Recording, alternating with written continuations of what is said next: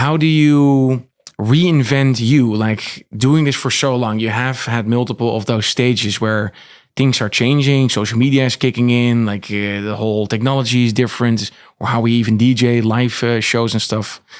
How do you stay relevant, like in this extremely saturated crowd? What do you think? Well, I think it's a difficult industry.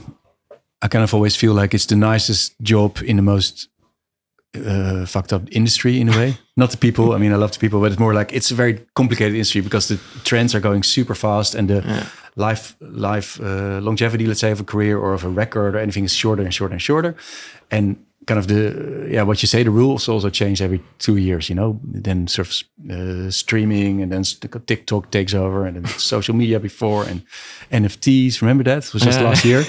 And, you know, it goes so fast. And so you need to adjust all the time. And it's obviously easy if your brand is so big that whatever, anything you do, you have like a huge sort of following the sport, everything. But like, I think for most people, it's, you know, these sort of fake bulls that you have to sit on. It's called rodeo, is it? Yeah, I think so. You know what I mean? They try to kick you the off. Mechanical rodeo. Yeah, I mean, I think a music career is kind of like that. So you kind of get kicked off the thing unless you really focus on staying on the thing, you know? So if you blink your eyes or you're doing whatever world, say I'm going to backpack for half a year, you're out, you know? So it's kind of, you need to stay on the ball all the time. And that's kind of a career path you need to like, you know? It's So would you say that you need to embrace that change constantly, and now you have the story of AI, you need to embrace it always? I think so. Yeah, I mean, you're out otherwise, and it's also, I mean, keeps it interesting. It would be kind of if we would live in the 50s, if we have like probably 20 years of exactly the same career. You know, it's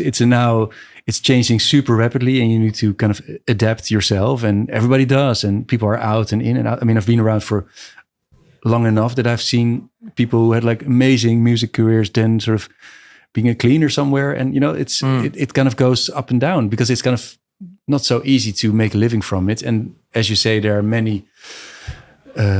so many people who are trying. So the people on the other side, let's say, have a position that they can choose, and they can also bargain prices down and things like that. So the actual number now is 140,000 records uploaded per day on Spotify. Jesus. So that's a little over 1 million a week. Yeah. And that's before the AI tsunami is hitting us. When your brother can produce somewhat decent music as well, and your nephew and your sister, and so there's so much music out there. So you need to find a way to get an audience, and that can be, you know, setting up your own events or your own label, or you need to just. I think the time where you could just be really good and it would serve us, that sort of romantic idea, I think is a little bit over. I mean, It happens from time to time, but it's the time where sort of you be whatever, Dave Bowie, you could just do heroin and people would drag you from one hotel room to the other and just throw you on stage for, you know, you need to be a bit more entrepreneurial about a thing. And you have to diversify, you say. You have to see, okay, then maybe this is coming, embrace it, use it to your advantage, kind of go with the wave, use it to your most opportunistic sense, and continue that path. Because fighting it is probably not going to work out for you. Yeah, I think so. Yeah. And it does get easier the longer you're around, like you have a bit of a name, and there's sort of music rights, income and stuff like that. So I'm in a somewhat easier position than if you're just starting out now. But you need to adapt constantly. But that's also fun, right? I kind of see those as a challenge. It makes it dynamic. Yeah. So, of course, you have also a licensing, sync, bespoke music, it's called. Like when your music is placed on their commercials, trailers, maybe documentaries, films. This is also happening. This is something that you deliberately pushing, like publishing. Is this something more of a happy accident? So you're selling your tracks, you are doing all these gigs, you're organizing these festivals. Is this something that you really deliberately pushed? Because I know that you ended up in some great commercials.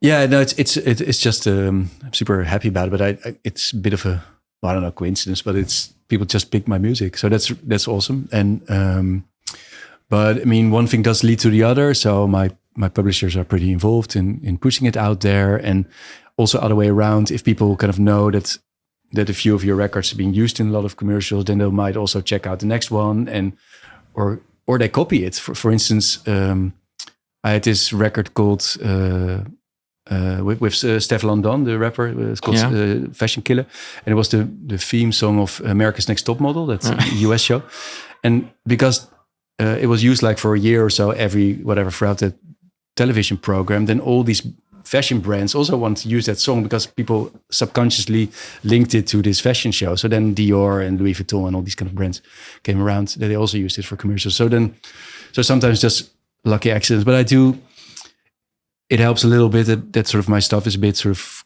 quirky and hooky, and it fits, I guess, games and advertising a bit. I mean, more so if I would do very sort of experimental dub or whatever. So would you say you are being typecast now because you just landed that and now you are typecasted in the fashion world? Well, yeah, and I'm totally not a fashion victim. No, you know, it's awesome and I'm super happy with it. But I just in studio just make whatever I make, and obviously my publisher, manager, stuff are all kind of trying to pitch it, but. And did it change? So when you landed these things, where you're like, oh, this is kind of a happy accident, of course, with the purpose of landing something, where you're like, that makes me think differently about the business. Why don't I aim more on production music outside of club music and the more poppy stuff? Is there something that changed within you where you say, whoa, this is quite lucrative? Or not because of this. I mean, my stuff changed over the years anyway, but I suppose everybody's music does over the years. I'm right now a little bit more having a vibe with more poppy stuff and more indie left of center pop music. So a lot of my stuff, I've an album coming out next month, and it's hardly for dance floors, you know. So we kind of don't even bother making extendeds of most of the records because it's just pop music in a way, electronic pop music. Hey there, I appreciate you watching the video. If you like this one, check out this video or that video. And if you want to support the channel, make sure to click on top of my head on the logo and subscribe to the channel.